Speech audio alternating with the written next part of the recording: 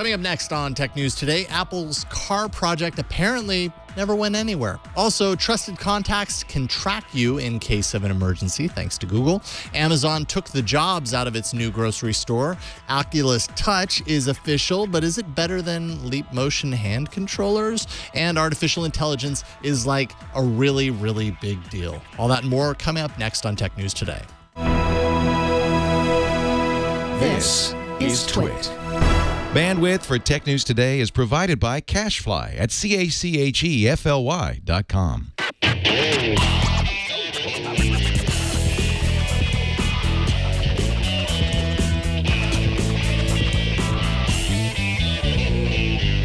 This is Tech News Today, episode 1654, recorded Monday, December 5th, 2016.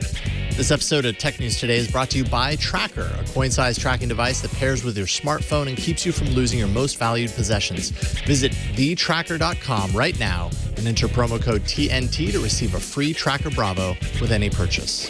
And by LinkedIn Learning and lynda.com. Develop talent and keep skills current with expert-led on-demand e-learning. For your free Managing Technical Projects course and to request a demo for your organization, visit learning.linkedin.com/twit. And by Blue Apron. Blue Apron will send you fresh, high-quality ingredients to cook delicious meals with simple step-by-step instructions right to your door. See what's on the menu this week and get your first 3 meals free with free shipping by going to blueapron.com/twit. Welcome to Tech News Today. This is the show where we talk about everything you need to know about technology today. And we are the George and Ira Gershwin of Tech News. Yeah. We, the Tech News is like jazz, the way we do it. And now it's just free flow. We just let it pulse through our veins. Exactly. Yeah. So true. I'm actually Megan Maroney. And I'm Jason Howell, laughing a little bit because before the show you were playing with the shock bracelet, it's the called torture device. The Pavlok. The torture device. And basically many times it shocked you, and every time you jumped about 3 feet in the air. I don't even know why you want that on your wrist, to be honest. Well, I thought I was testing it on iOS today, and I kept turning it up, and it's like, it's nothing. It's like the haptic feedback, and then I did something. It must not have been fully charged or something because it was really shocking. Because now it seems to work. I saw it with my own eyes. Yeah. I saw it work. Yeah. And in the air you jumped. Right. I mean, it's because I'm trying to give up Diet Coke. And so I think the idea is I shock myself every time I think about Diet Coke, and then I won't like Diet Coke anymore. So we'll see. We'll see how that works. All right. But now let's talk about the tech news. Yeah. Apple car rumor alert. Beep, beep, beep. According to a letter to federal regulators, Steve Kenner, Apple's director of product integrity, says they're investing in the study of machine learning and automation. And Apple is, quote, excited about the potential of automated systems in many areas, including transportation. So a lot of buzz about this, but as Ina Fried from Recode reports, this note really tells us nothing more than we knew already, which is Apple's doing something in AI or transportation, and we don't really know what it is. But this is their first public statement, so that's something. Yeah. I feel like that right there is more than what we already knew. Like now we know that like they've got a very, accelerate or at least a focus on this. I guess jobs and stuff that were filled in the past, those kind of tea leaves tell you a little bit of something. But to hear someone officially kind of write a whole letter about this and really kind of dedicate a lot of this to kind of the broader issue on a societal level and the challenges that need to happen really kind of shows that Apple is very very focused, at least one of their teams is, on what happens with autonomous vehicles going forward, and that I think confirms at least something that they're working on something. Right. I mean, yeah, the regulatory issues are going to be hard, and the letter talks about regulatory flexibility and companies sharing de-identified scenario and dynamics data from crashes and near misses. So it could be that they're just working on the machine learning part of it as everyone else is. But half of today's show is machine learning. And AI. It really is. But yeah, I mean, I think if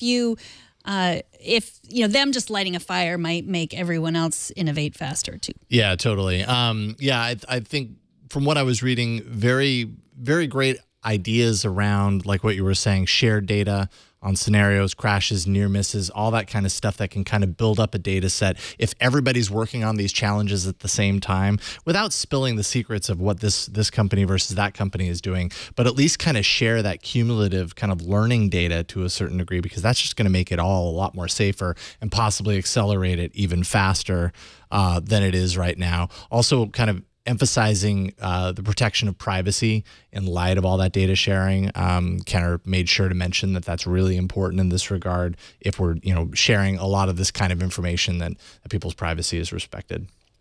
That's good stuff. Google wants to make sure Android users are in touch with their loved ones when disaster strikes. That's the thinking behind their new app for Android called Trusted Contacts. The user first selects a few contacts that they trust the most. I selected Megan right before the show here, who would be notified in the case of an emergency. At any point, that contact can request the location of the user, and if no response is given by the user, their location is automatically shared, I think like 30 seconds later or something like that. So we tried it out a little bit before the show. You're, of course, on iOS, so you don't have an Android with which to run an Android app. No, so that didn't keep you entirely out. No, so it just said that I can request Jason's whereabouts through the browser. I'm at Twit. Yeah, you were sitting right next to me. I'm sitting here, yeah. But then I can request them, and if you don't respond in 5 minutes, it'll automatically give me them. Right. Which is exciting. But then you can't be one of my trusted contacts because you can't do that without the app, and it's only an Android app so far. That's true. How does this compare to Find My Friends on iOS? Find My Friends doesn't have that sort of emergency thing where it will automatically send it. I mean, I have that on my Apple Watch where I can automatically, send to trusted contacts. That's the 911 feature. And Facebook, it's similar. I think it's similar to that Facebook. What's that called? Safety check. Okay. Sort of. Yeah. That's like kind that of what it seems like to me too. But yeah, I mean, Find My Friends, I don't really use it very often. Is it more like in the social context of like, yeah, I'm downtown. I wonder if any of my friends in my contact book are also downtown. Let's meet up and get drinks. No, the people that I know use it mostly to track their children. Oh, okay. For like family tracker. Okay. Yes. Yeah, that makes sense. And I don't, just because I don't, it's everybody's choice what they do with that sort of thing. I've certainly wished at times that you had that information, that you had activated it. But I mean, in terms of, this isn't really the story, but in terms of parenting, I feel like the less our kids always feel tracked, sort of the better for their overall, being a person in the world. Yeah, we're not starting them off with this assumption that everybody is tracking you, even though it really does seem that's the case nowadays. This is similar in some ways to another Google product. Well, I mean, years ago, there was a product called Latitude that was kind of built into the maps, and it was really handy for some of this stuff. It wasn't necessarily designed for emergency response. Like this app really seems geared for exactly that. It's not like your casual, like, oh, are you on your way home from work so I can start dinner sort of thing. Google Plus has a locations functionality still built into it, which was the replacement for Latitude when they got rid of Latitude and they were putting everything into Google Plus there at one point. And so that's kind of more the casual, like, track, family members, to see when they're going to be home, that sort of thing. This is really just emergency use. Excellent. Well, Amazon officially teased their rumored brick-and-mortar grocery store today with their patented new Just Walk Out technology. The online giant says they've used machine learning, computer vision, and AI, so you never have to wait in line at the grocery store again. You scan your phone on the way into the store, and then you choose what you want off the shelves, and then you walk out. You just walk out like shoplifting. It's awesome. What? It's called Amazon Go. It's made with sensor fusion to track the products and then automatically charge your account. See you later. I just got my burrito. So these future stores will sell ready-to-eat breakfast, lunch, dinner, snack options, staples like bread and milk, even artisan cheeses and locally made chocolates, all without any of the muss and fuss of talking to any real people. Who wants to talk to people anymore? Jeez. So I have so many thoughts on this. I'm guessing that most of the stuff will be packaged. I mean, I guess you could put their automatic fusion sensing technology inside an Apple if you bought it, but I'm not really sure how that would go. And there's been a lot of talk about people. What about all the people working in grocery stores? And I mean, I don't know any other way to say it, but like any job in the future that can be automated will be automated. And I think that still there's things for people to do in the grocery stores. I'm thinking particularly of those people that just stand next to the automated checkout to make sure you're doing it right. And Okay, fix so it when one it's or not two working. people. All right, so 2 people didn't lose their job. Yeah. Or as someone pointed out on Twitter, like there's the people that have to put the things back on the shelf when you put them in the wrong place. Oh, okay, maybe that. But I mean, yeah. Mike Murphy on Quartz kind of broke out some numbers on this, right? 3.4 million employed cashiers in the U.S., 4.5 million retail salespeople, 2.4 million laborers who might be stocking cargo or whatever. Almost all of this is automatable, specifically by Amazon. They're proving it with this, this single store that they can automate the need or the lack of a need for cashiers. They're already automating, their fulfillment warehouses in many ways for all the products that they've been shipping for years and years now. So much of what happens in a grocery store could potentially, at least in this model, be completely automated, except for the 1 or 2 people that stand there and make sure that no strange stuff is happening. Yeah, I mean, so the store is open now to Amazon employees. It's already starting to work. It's in 2017 it'll be open to public. So this is not that far away. This one's 1,800 square feet. You could see how it would be bigger. I mean, we've talked about this. How would it work? I think it's really, I don't like waiting in line at the grocery store. That's why they have self-checkout, but that's imperfect too. Yeah. I've been using it more and more. But yeah, I feel like whenever we talk about these stories, it's just, I feel bad about the people losing their jobs, but it's true. I mean, this is but I don't want to go back. I don't think that we can go back. Like I don't, like put in an artificial stop on progress, or progress in air quotes, because I would imagine some people don't consider this progress, right? Maybe technological progress, but yeah, I mean, at the risk of potentially jobs. So, what is it? Universal basic income. There we go.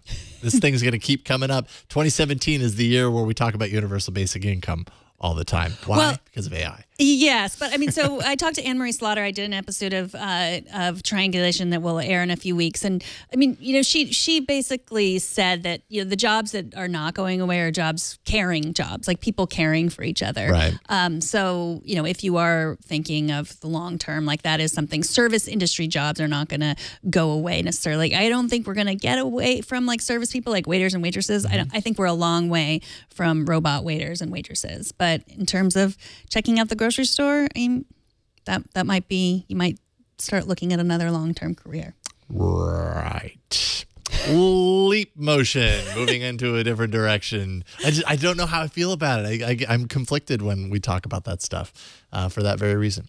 Leap Motion, the company that has created motion control hardware for PCs that track hand and finger movements and motions, is now turning its attention to mobile VR. Its Orion technology hit the Oculus Rift and HTC Vive earlier this year, but the new Leap Motion mobile platform is aimed at mobile headset makers like Samsung and their Gear VR hardware, in the hopes that OEMs might actually build support for the hand tracking technology into their hardware. Apparently, the new Leap Motion module that they tested here, they made one that works with the Gear VR. It's 10 times faster than it was before, than the technology was before. 180 by 180 degree field of view, so a wider field of vision. Low power, it only uses 5% of the phone battery life. And basically what you're talking about here is, instead of, in Daydream, you have this little motion controller that you have to hold on to, and it has limited functionality because there's just a couple of buttons and the gyroscope that tracks kind of tilt and all that kind of stuff. Gear VR just has this touchpad on the side of the viewer that you can swipe on and tap and everything like that. In this case, it literally tracks your hands. So you're just using your hands in this virtual space. And, you don't get any of that kind of like tactile feedback necessarily. So that's missing, but that's missing in pretty much all of these things right now. But it's the type of thing that, like, you put yourself into the virtual world and immediately it's very intuitive. You know exactly what to do because you use your hands all day, every day. Most people do. Yeah. So it's finger level precision is the idea. Yeah, I mean, I don't play enough games to figure out, like, is there a lot of sewing games or knitting games or I don't know, but there games? might be. I mean, seriously. Now, that's the only thing that's if been you get holding down to that back type of precision, sure, why Grand not? Theft knitting. That's the only thing that's... Grand Theft Knitter. Yeah, this is great. So it's a reference design. It's not something that's available now. It's available to headset designers now, but not available. Yeah, more or less. It's like a proof of a platform. It's essentially kind of proving why it exists and why it would actually be beneficial to bring this into the mobile space. I think when you're talking about mobile VR versus full scale VR, you know, it's always the argument of like, full-scale VR is very built out, has high technological needs. You know, it's running off of a big desktop computer with a lot of processing power. Mobile VR is a lot more scaled down.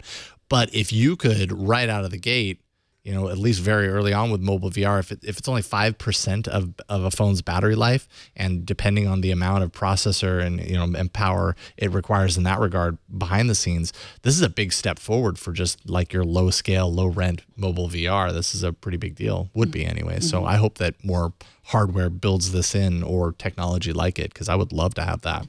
Right. And if you don't like Grand Theft Knitter, Burke also points out it would be great for Seamstress Simulator.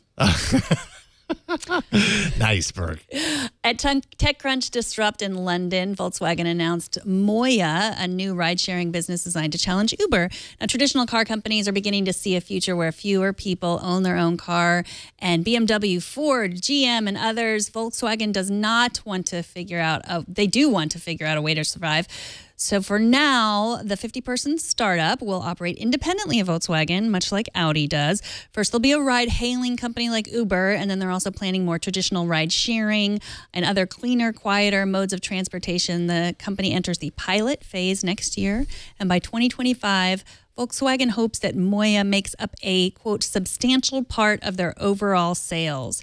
So I think this is what a lot of the traditional car companies are moving into, just figuring out a way, that way. Not just that we're going to be using, you know, having self-driving cars, but even before that, fewer and fewer people are going to own their own car. How can they get in on the game? So the ride-hailing service will be called Get.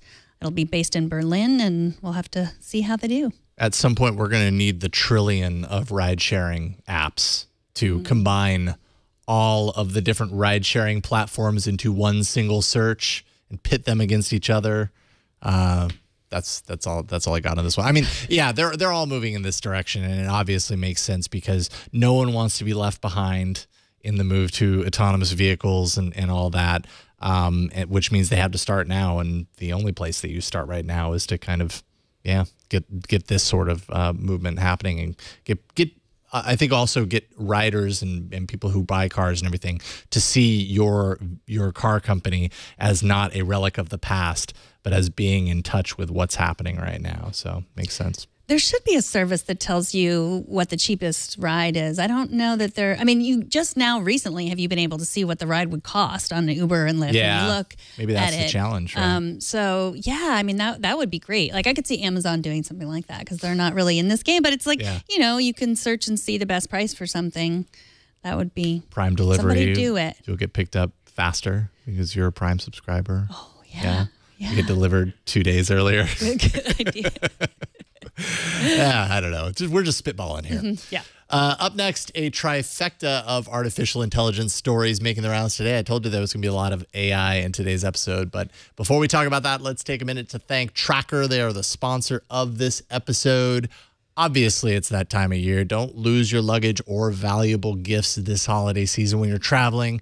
Tracker makes losing things a thing of the past, and we're going to tell you how to get one for free. The Tracker Bravo locates misplaced keys, wallets, luggage at the airport, instruments, bicycles, electronic devices, even pets in seconds.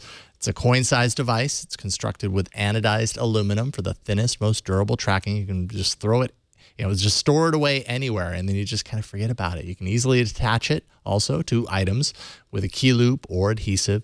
Tracker is enabled by Bluetooth LE, and that basically means that it has excellent battery life. The battery actually lasts up to 1 full year. You can add a laser engraved message to each Tracker Bravo to customize it. Things like return information or pet information. You can even personalize your tracker with a custom printed image of your choice.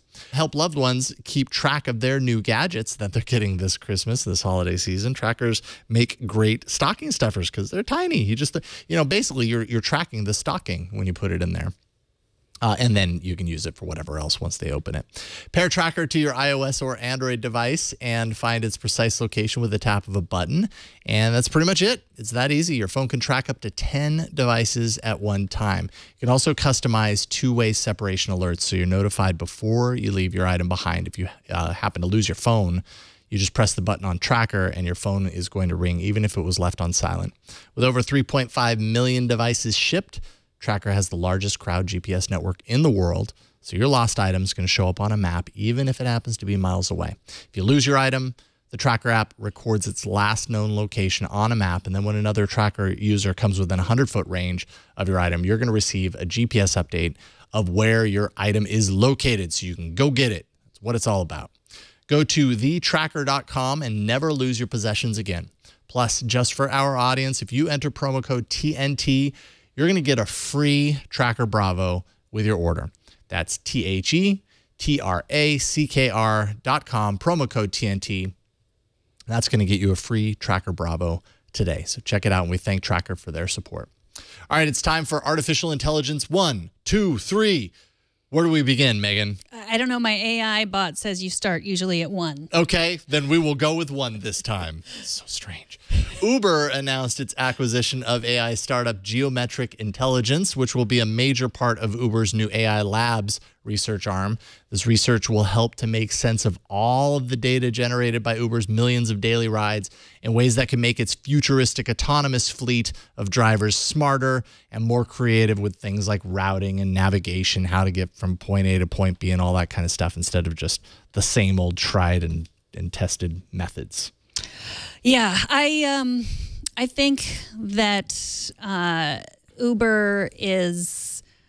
I think AI is essential for everyone, and Uber realizes that they really want to be part of this, the big four, right? Facebook, Google, Apple, Amazon, and Uber. That's what we want to. They want us to add their name when we're talking about them, and yeah, I think AI helps them get there for sure. Yeah, and it puts them in control of their destiny, although the next story that we're going to talk about is for people who don't necessarily have, others developing it for you to use. But yeah, I think it's important. And Uber has, obviously, in the ride sharing world, they've got the clout, they've got the financial backing to really kind of forge their own path here and be models, be examples for traditional car companies like Volvo and the other ones that are, also have an insane amount of money to fund this type of stuff. But Uber has that fresh new mind to it. They're not retrofitting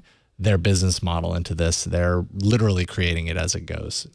And we've seen that they have the chutzpah, I guess, to just run roughshod over all the regulations. Yeah, right. Which is a little worrisome, I think. They were the ones that took a lot of the Carnegie Mellon researchers, they're completely comfortable poaching these people from academia, and these people from Geometric Intelligence, the startup that they bought, are also from academia.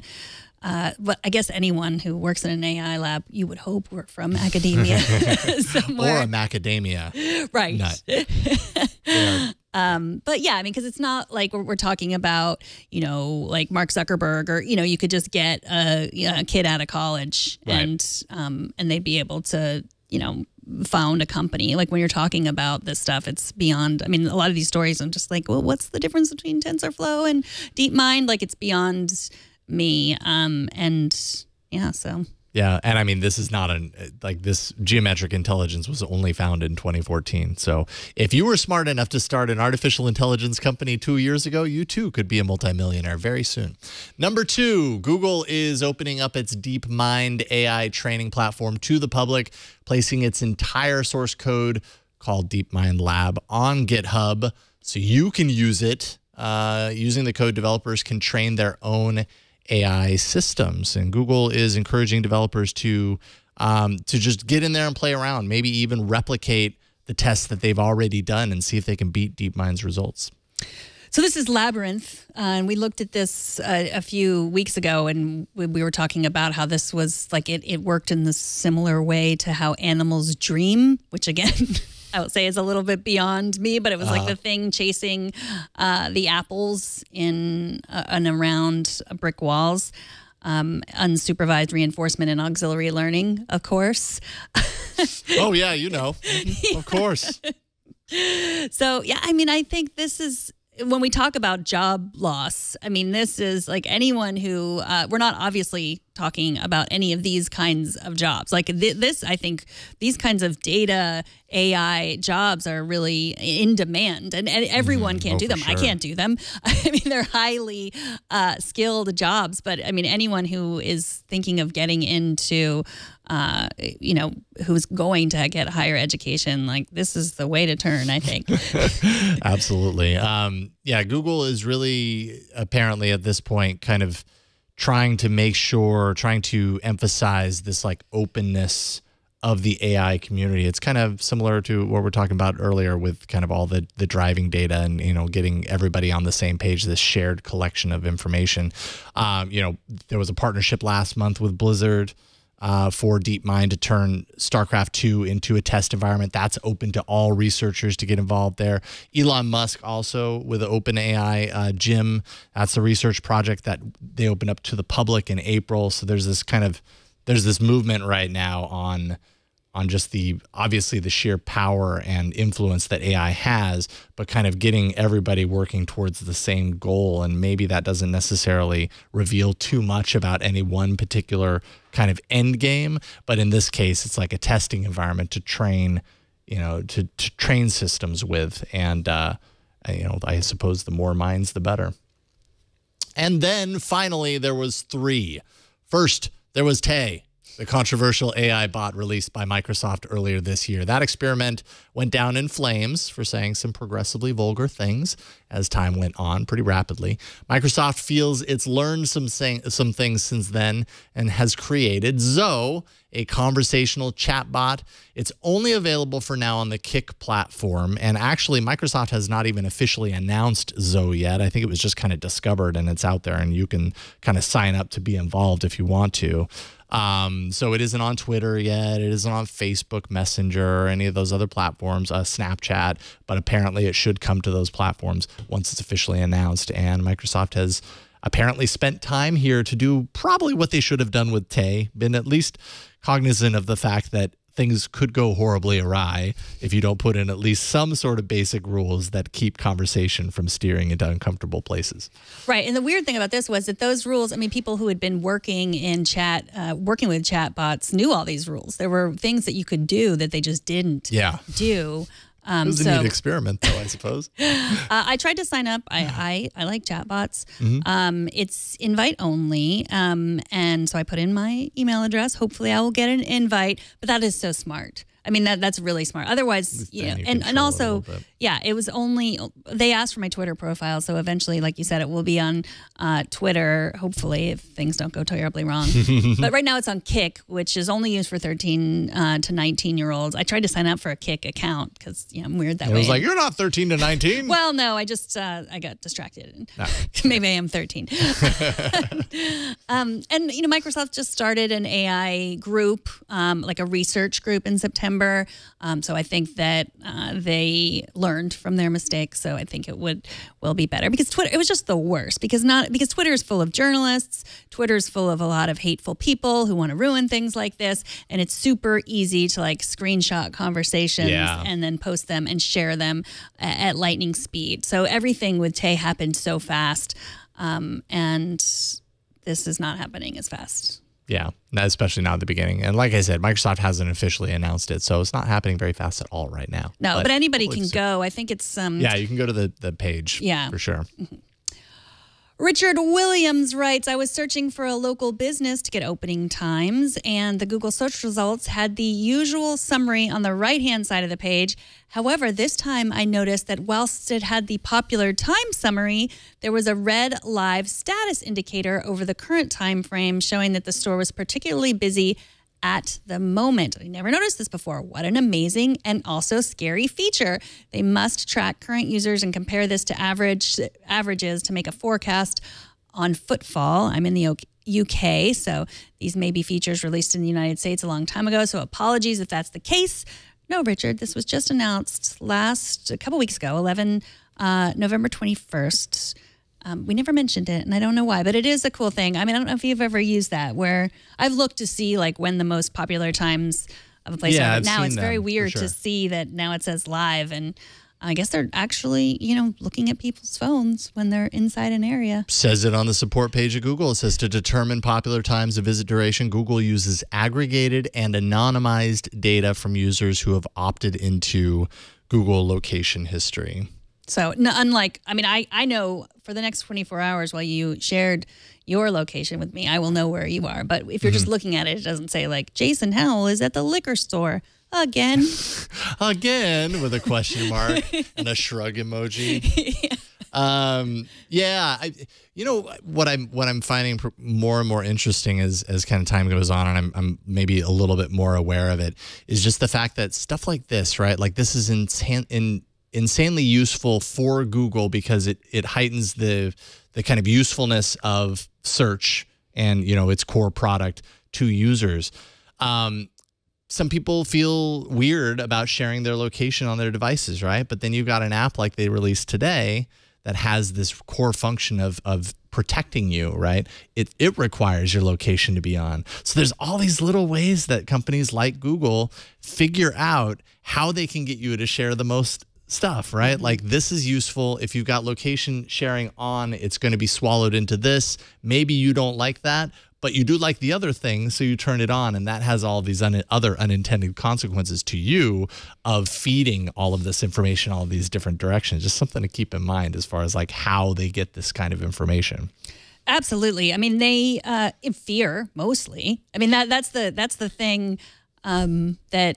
It's for the kids. It's like you want to track your children because you want them to keep them safe, or it's just like that's ingrained in us. And that's how when Apple and the FBI, it was like, well, we want to catch the terrorists, don't we? We want you to give if you give up your information, if everybody just gives up for your information, it's this promise of safety, which they can't promise. But it's convenient. After the break, Addie Robertson from The Verge is here with her review of the Oculus Touch controllers. But first, let's take a minute to thank LinkedIn Learning, the sponsor of this episode. LinkedIn acquired lynda.com to bring to you LinkedIn Learning. That's personalized, expert-led, on-demand e-learning from LinkedIn. LinkedIn Learning is now offering a free course called Managing Technical Projects.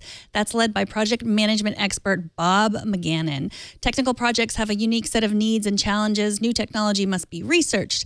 Downtime must be kept to a minimum, and the organization must be helped to adapt to the change. In this course, McGannon discusses specific approaches to mitigate the risks and challenges common with technology projects. He presents specific challenges for you to explore, including possible conflicts with stakeholders and vendors.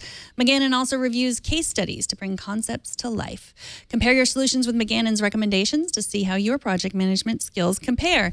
Now, don't miss this course and the more than 9,000 courses available at LinkedIn Learning. You'll want to check out the team solutions. They're available for as low as $2,000 per year. LinkedIn Learning will identify the precise skills that your organization needs to achieve set goals, and then they'll create personalized recommendations using LinkedIn Network Intelligence. Their library offers a wide range of business, creative, and technology courses taught by world-class industry experts. You can learn anytime, anywhere, on any device, online or offline. Their bite-sized videos provide immediate problem solving, and they're the perfect way to help team members close a skills gap without interrupting your latest project. So get your free Managing Technical Projects course and request a demo for your organization today by visiting learning.linkedin.com/twit. That's learning.linkedin.com/twit. And we thank LinkedIn Learning for their support of Tech News Today. The $199 Oculus Touch package launched today, and VR expert Addie Robertson from The Verge is here to tell us what she thinks. Welcome, Addie. Hi. So Oculus is kind of late to the motion control party. Do you think it was worth the wait? I really, really wish that it had been available at launch or a little bit closer because it feels like a completely integral part. But I think that in terms of just pure ergonomics and hardware, they're absolutely my favorite major motion controllers. And how are they powered? So they use one AA battery that slides into the side of them. Oh, that's nice. So you're not connected to any wires? No, they're totally wireless. You get a second wired USB camera in the box, but that's an external tracking camera. I mean, I'm not used to our top level technology having AA batteries anymore. I'm used to them all having some sort of rechargeable lithium ion battery in there. Do you miss that? Or, I mean, is the battery life exceptional enough that having to do the old school AA battery isn't a big deal? I can't tell. So the comparison that makes sense sort of is that these are a lot like Xbox controllers. And Xbox controllers still use AA batteries. Got it. And it's kind of helpful because if you don't have a regular charging schedule for your controllers, then it's actually kind of nice to just know that you never have to worry about charging them. You can just kind of have a battery in and then replace it if you need to. Mm-hmm. So far, I haven't worn them out, but I guess I'll cross that bridge when I come to it. Right. So you mentioned that they're similar to the Xbox controller. That's what came with the Rift in the beginning. What were the main differences between using the touch controllers and the Xbox controller? So the Xbox controller obviously doesn't have any sort of motion tracking. It works exactly like it would on a normal console. The touch controllers there's one for each hand, and they can track your hand motion. And they also have a bunch of really cool little features, like they have capacitive sensors on the buttons so that when you're inside virtual reality, it can kind of tell where your hands are positioned.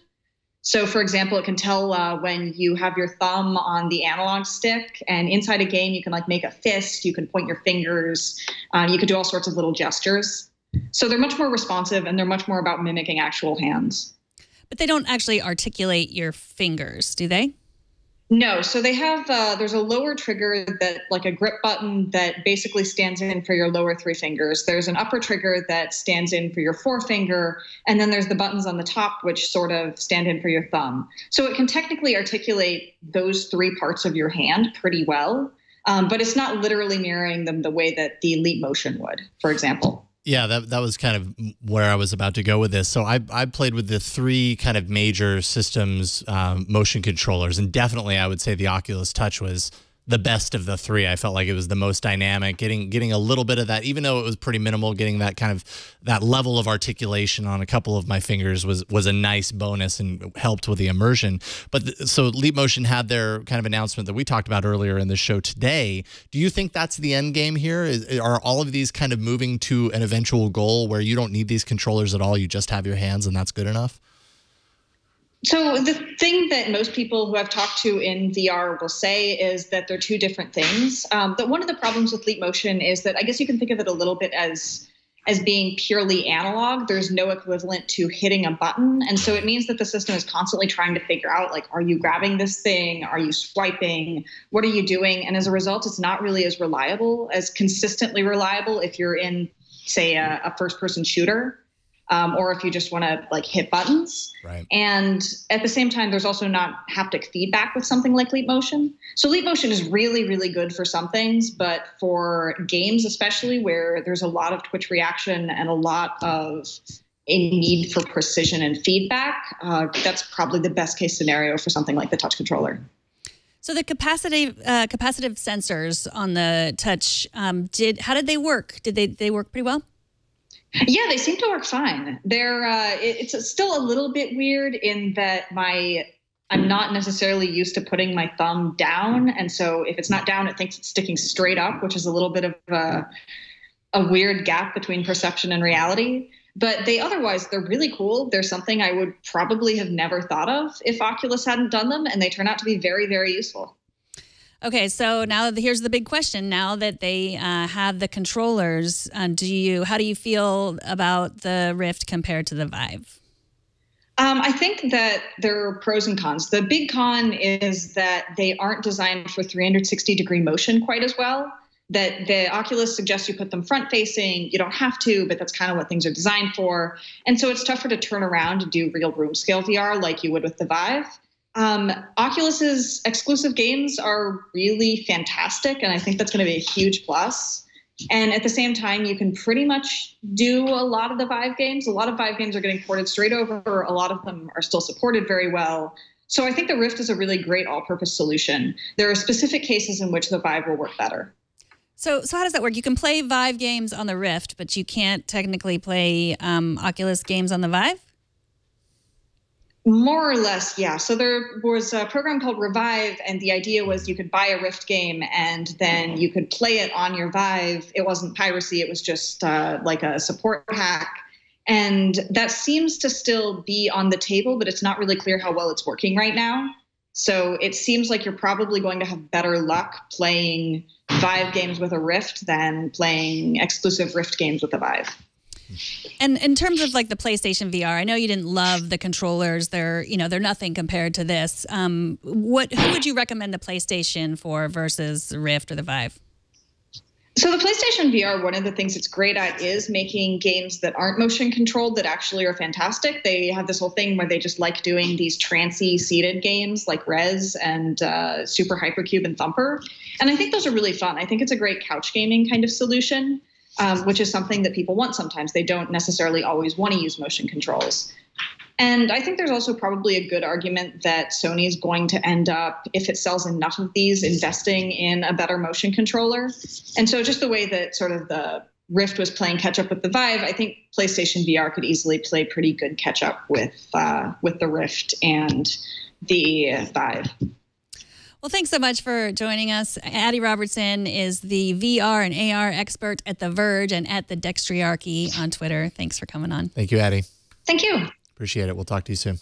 All right, TNT's fan of the day is it Caribbean Coffee New Zealand, who says, how I watched TNT was a long, hard roasting of coffee at Caribbean Coffee New Zealand, of course. Watching... He says, my favorite tech news today. Geeking out in New Zealand. Love the Twit network. There we are, surrounded by coffee spreadsheets, I think. There's no coffee that I can see in that shot, but I'll trust you that there probably is outside of the picture here. So thanks for sending that in.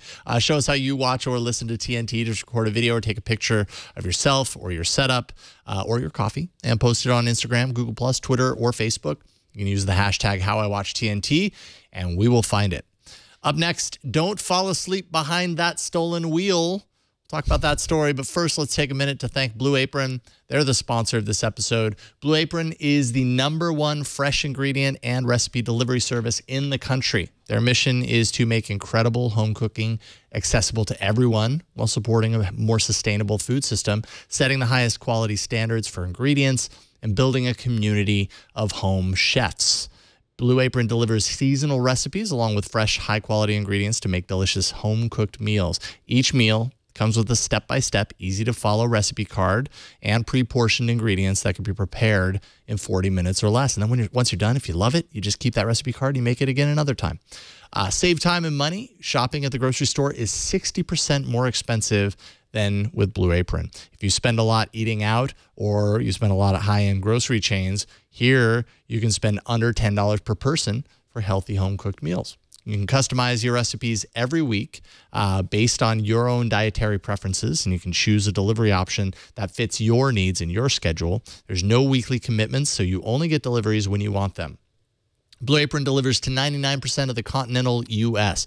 and sets the highest quality standards for their community of over 150 local farms, fisheries, ranchers all across the United States. Blue Apron not only supports a more sustainable food system, it supports happy and healthy families. Cooking together builds strong family bonds, and research shows that Blue Apron families cook nearly 3 times more often. I know we do. We've made Blue Apron meals plenty of times, and it actually becomes kind of a family experience because it's so easy. Everything's just kind of portioned out, so the kids can drop in that that thing of sugar or whatever the case may be. They get in on the experience. It's really great. New recipes are created every week by Blue Apron's culinary team and are not repeated within a year. So here's where you salivate: roasted pork and braised cabbage with barley and glazed apples. There's Thai green green coconut curry with sweet potato and jasmine rice, brown butter and chestnut gnocchi with Brussels sprouts and pea shoots salad. That sounds really good. Check out this week's menu and get your first 3 meals for free with free shipping by going to blueapron.com/twit. That's blueapron.com/twit. And we thank Blue Apron for their support of Tech News Today. Blue Apron is a better way to cook. So next time you're out and about thinking about stealing a BMW, think again. A car thief who stole a BMW in the Seattle area, thanks to a key fob that was left inside by someone who had borrowed the car earlier, apparently, decided to take a snooze inside the vehicle while it was parked in a neighborhood. Apparently the car was running and he got very tired or something. While asleep, police were able to track the vehicle thanks to some cooperation with BMW. They contacted BMW and were able to find the location. And BMW activated a remote lock, which trapped the car thief inside the vehicle. And that's how he awoke, locked inside, watching as police approached, and he couldn't go anywhere because the doors were locked on him. So apparently, yeah, BMW can lock you inside of that stolen vehicle. Technology is ruining all the fun. I know, really, right? You can't steal cars. You can't steal stuff in the Amazon grocery. You just get charged on the way out, even if you quietly put it in your pocket. Yeah, I know. You can't. Soon there'll be autonomous cars. You won't be able to speed. How will we enjoy ourselves? Right. We'll probably have to just make a race of robots to entertain ourselves. And make them very lifelike. Robot battles. Although that already exists, but it'll get a lot more popular in the future. God, I wish you watched Westworld. I'm Jason sorry. Howell. I know. Apparently, last night's episode was a big one. It was the season finale. I have no idea what I'm missing, other than everybody is talking about it. Here's what you're missing: everything. Okay. All right. Well, I'll figure it out. One of these days, I'll subscribe to HBO and watch them all, because I know it's awesome. TNT records live every Monday through Friday at 4 p.m. Pacific, 7 p.m. Eastern, 11 p.m. UTC at twit.tv/live. You can be part of the show by emailing us, tnt@twit.tv. Leave us a short voicemail, 260-TNT-SHOW, and find us on Twitter at Tech News Today TV. And it's that time of year again. We're working on our best of episodes for all the shows on Twit this year. And I do not know why we're not using machine learning or artificial intelligence or TensorFlow or any of those other things to do this. But we need you. We still need you. Go to twit.tv/bestof. Submit your favorite moments of 2016. Fill out the short form with the show name, the episode number, and the time code. We're doing different things for this show, but for iOS Today or All About Android or Android App Arena, please fill those out. We need your help. And we need your help subscribing and watching the show. We can't watch the show by ourselves. So go to twit.tv/TNT. I watch this show by myself all the time. Find all the ways to subscribe. And you can get it, of course, on your Amazon Echo or your Google Play, right? You can get it on your Google Play, your Google Home, your Google Home. Yeah, yes. Google Home. My Google Home. I can that definitely thing. add it, yeah. And if you want to tweet at me, please do. I'm at Megan Maroney. And I'm at Jason Howell. Thanks to our technical director, Brian Burnett. Thanks to Burke. Thanks to Kevin. Thanks to you. And we'll see you all tomorrow. Have a great evening. We'll see you guys. Bye.